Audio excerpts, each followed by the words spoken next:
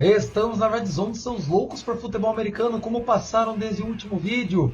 Como passaram aí aqueles que venceram o Super Bowl, aqueles que perderam o Super Bowl?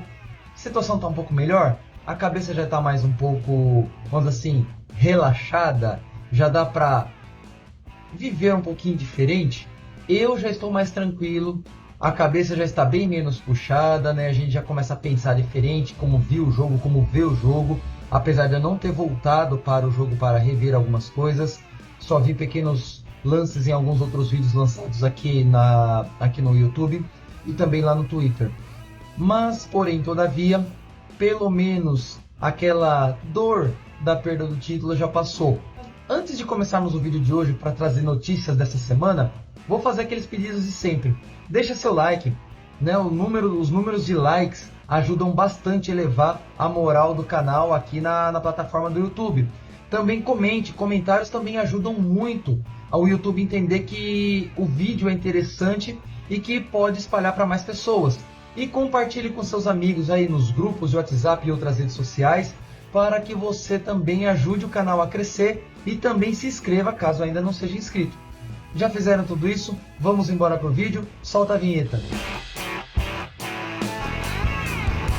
Vamos começar o vídeo com notícias não tão alegres. Por que não tão alegres? Infelizmente, nós tivemos o caso de violência extrema lá em Kansas City durante a comemoração, né? A passeata de comemoração do Kansas City Chiefs. Algo que eu não defendo, algo que eu não acho legal, algo que não deveria acontecer com time nenhum. Independentemente do nível de rivalidade, esse tipo de situação não deve acontecer. Você não precisa gostar do time adversário para respeitar o seu torcedor ou até mesmo o próprio time. Respeito é o principal. Infelizmente, nós tivemos aí esse ataque a tiros durante a parte final da passeata do time vencedor do Kansas City Chiefs. E nós tivemos um óbito registrado e muitos feridos. As idades entre os feridos variam aí entre 8 e 47 anos e pelo menos metade dos feridos tem abaixo de 16 anos. Então foram crianças e adolescentes aí, a maioria ou parte dessa maioria, feridos nesse evento trágico. A polícia está investigando, alguns suspeitos já foram presos, outros que foram detidos já foram liberados. As investigações continuam e esperamos que a polícia de Kansas City consiga prender os responsáveis pelo ataque. As notícias dizem que parte dos atiradores eram menores de idade. Fazer o quê? Tá certo que alguns estados dos Estados Unidos têm uma liberação mais fácil do porte de armas. E querendo ou não, os imbecis armados fazem imbecilidades. E aí nós temos notícias como essa, infelizmente. Agora, do outro lado da casinha, do outro lado do Super Bowl, o time que perdeu, o San Francisco 49ers, nós tivemos aí algumas situações que foram um tanto embaraçosas, podemos assim dizer, para o time, né? As entrevistas que foram dadas, principalmente de jogadores falando que não sabiam das novas regras do overtime, da prorrogação, que lá no vídeo da segunda-feira eu fiquei pistola da vida, eu falei que era um absurdo.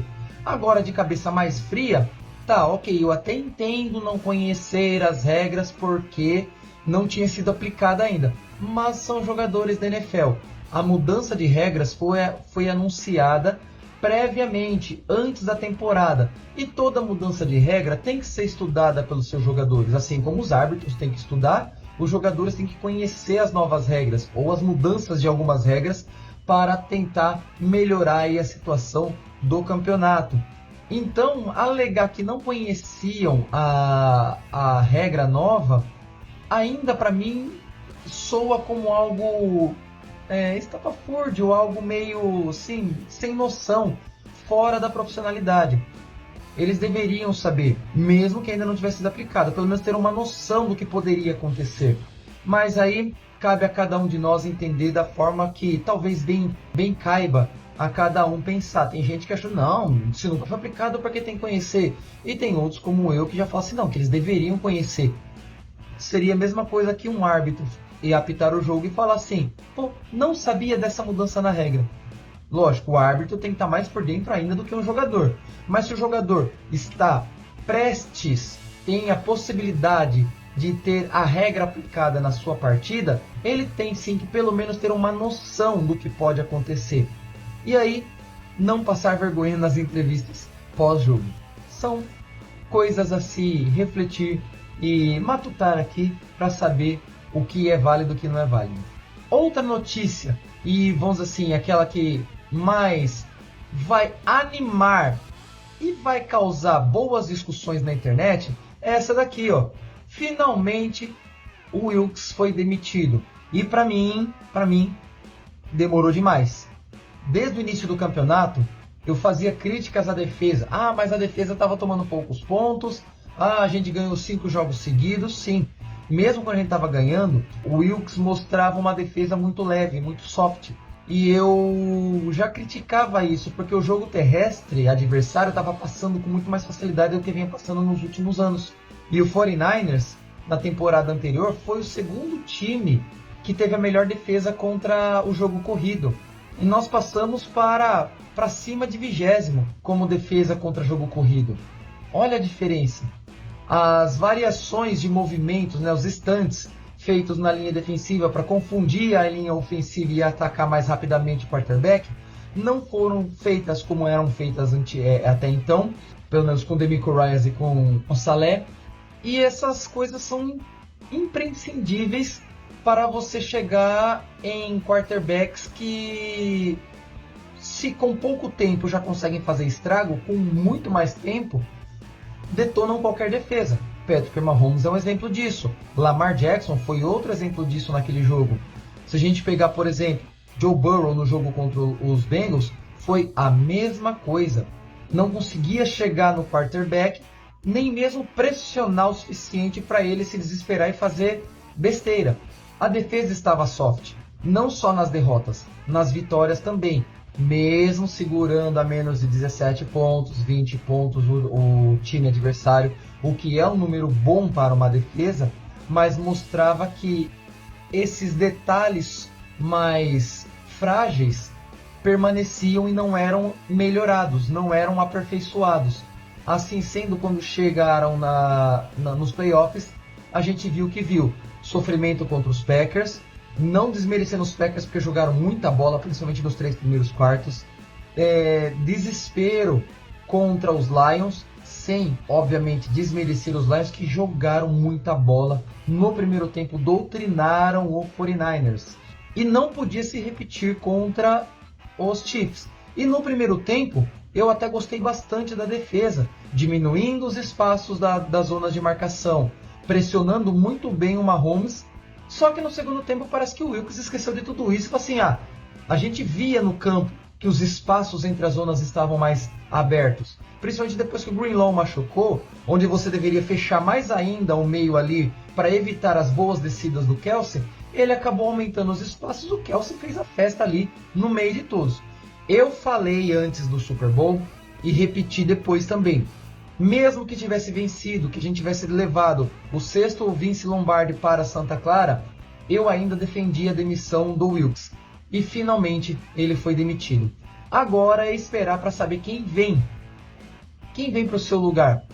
Tem algumas notícias aí, a gente sabe que é fogo de palha, cortina de fumaça, né?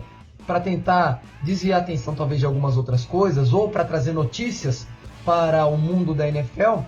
Mas nós temos aí alguns nomes, como o Brandon Staley, ex-head coach dos Chargers, que como head coach foi mal pra caramba, mas pelo menos como coordenador defensivo teve bons números. Temos aí até mesmo a possibilidade de Bill Belichick, o que eu acho praticamente impossível depois de tanto tempo como head coach, ele regredir para coordenador defensivo novamente. Temos o Pete Carroll, que eu penso da mesma forma, que depois de tanto tempo como head coach e bem vitorioso até por sinal, ele aceite voltar para o cargo de coordenador defensivo. Não vou falar que é impossível, mas é uma missão muito, mas muito difícil disso acontecer. Temos o Mike Vrabel, que está livre no mercado, não precisaria tirar de time nenhum também. E temos alguns outros nomes, das quais aqui eu não anotei, não vou me lembrar, mas temos alguns nomes dentro do próprio 49ers, treinador de linha defensiva, treinador de linebackers. Nós temos alguns nomes ali que podem talvez serem elevados para o cargo de coordenador defensivo. Agora o que a gente vai ter que fazer é aguardar as primeiras movimentações da Free Agents. Lógico, vem primeiro aí o período da tag. Aí você vai depois fazer os temperings legais, né? Você vai lá atrás dos jogadores, fazer combinação, conversar, para quando abrir a Free Agency você fazer as contratações. E só assim, talvez, eu acho que depois desse momento, não sei se vai ser tão rápido no caso dos 49ers, que nós vamos ver ali um novo coordenador defensivo aparecer. Tem muita coisa para passar embaixo dessa ponte ainda, tem muita água para rolar por baixo da ponte, para a gente chegar ao veredito final contra esse cargo dentro do time lá de São Francisco. Esse foi o nosso vídeo, espero que você tenha gostado, deixe aí seu like, comente o que você achou de todos esses movimentos, o que você achou do acontecido lá em Kansas City, o que você achou da demissão do Wilks, para você foi forçado, ele foi injustiçado porque ele ajudou a levar o time pro Super Bowl. Eu já falo, ele chegou ao Super Bowl, aliás, o time chegou ao Super Bowl apesar dele, não por causa dele. Agora a gente fazer as movimentações tem que ser feito, ajustar salary cap. Deixa aí seu comentário, o que você acha de tudo isso. A gente se vê no próximo vídeo. Vamos embora para mais touchdown. Valeu!